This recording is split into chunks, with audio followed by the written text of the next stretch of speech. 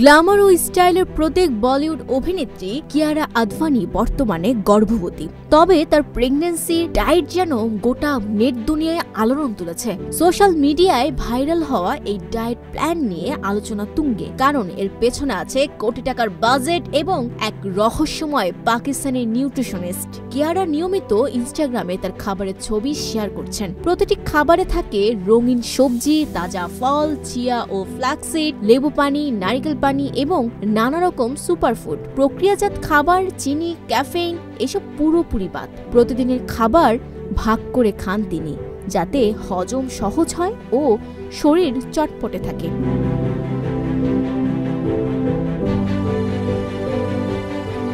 জানা গেছে এই বিশেষ ডায়েট প্ল্যান তৈরি করছেন একজন পাকিস্তানি নারী নিউট্রিশনিস্ট। তার পরিচয় গোপন রাখা হলেও বলিউডের একাধিক তারকা নাকি তার ক্লায়েন্ট। তার পরিকল্পনায় কিয়ারা মাসে প্রায় 10 থেকে 12 লক্ষ টাকা ব্যয় করছেন, ফলে একে ডাকনাম দেওয়া হয়েছে কোটি টাকার ডায়েট। এই ডায়েটের মাধ্যমে কিয়ারা শুধু স্বাস্থ্য রক্ষা করছেন না, বরং এক নতুন ধারা তৈরি করছেন।